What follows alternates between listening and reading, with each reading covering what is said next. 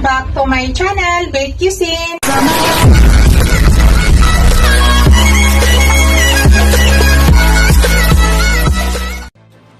Hello guys, today's video guys, magluto tayo ng bangus sisig.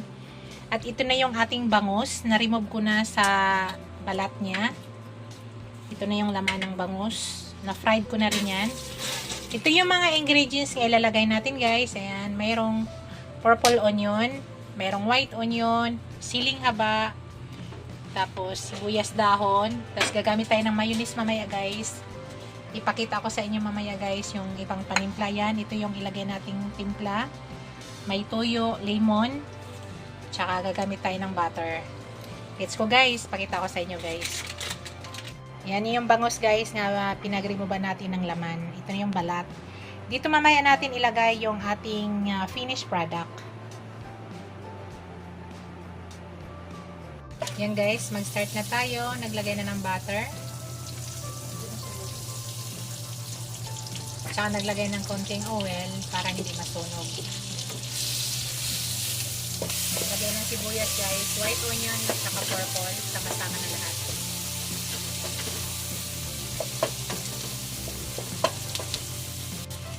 Yan guys, kailangan maluto muna yung sibuyas.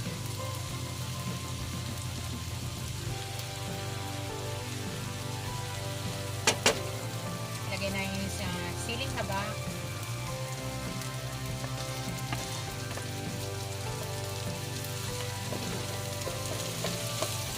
Yan guys, ilagay na natin yung ating bangus.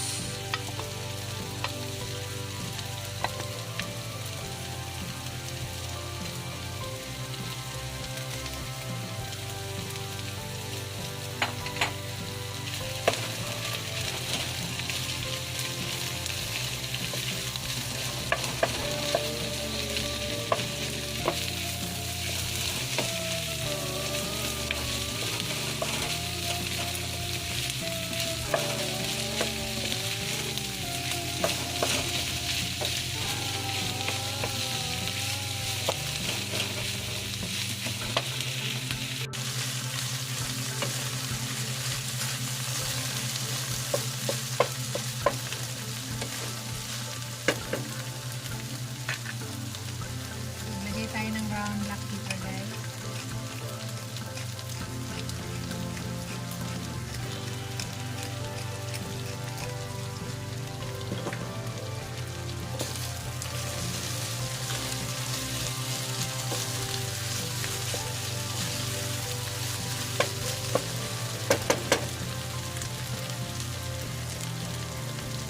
Yan, ilagay na natin yung ating sauce guys. Yan ay tuyo at saka lemon.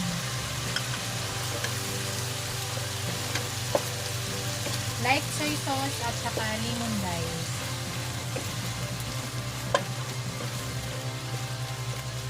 Inamix lang natin maigi.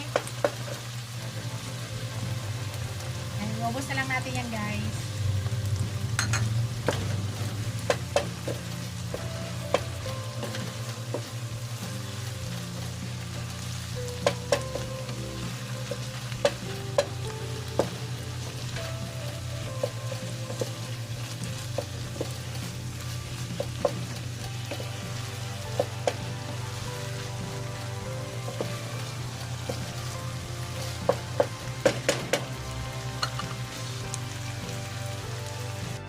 Mayonnaise. Nasa inyo guys kung ano kadami. Kung gusto nyo creamy, dagdagan nyo. Pero kung gusto nyo tama lang, tama lang.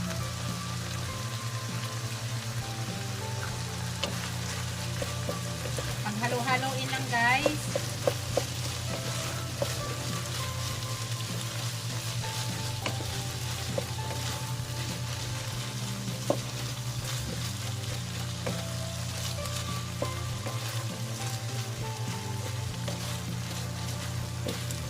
Nasa inyo guys kung gusto nyo dagdagan ng mayonnaise. Kami dagdagan namin ng mayonnaise. Kung gusto nyo mas creamy, dagdagan nyo. Pero kung gusto nyo tama lang, it's up to you guys.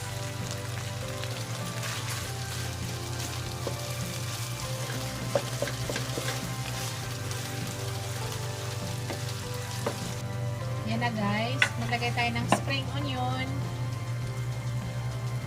Maglagay tayo ng spring onion guys. Pampakulay. Yan ay luto na.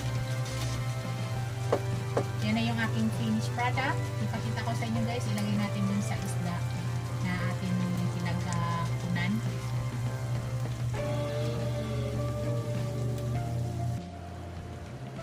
Yan guys, ilalagay na natin. Diyan natin ilagay.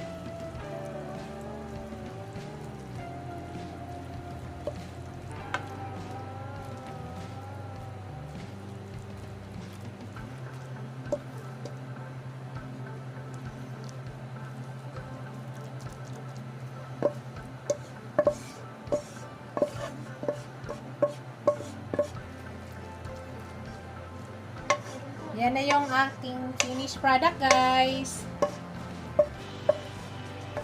Yan na yung aking bangus sisig. Lalagyan natin ng pangpakulay.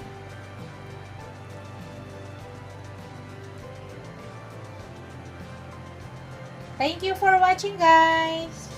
Don't forget to like, comment, share, and subscribe to my channel. See you in my next video guys. God bless us all. Ingat po lahat. Bye!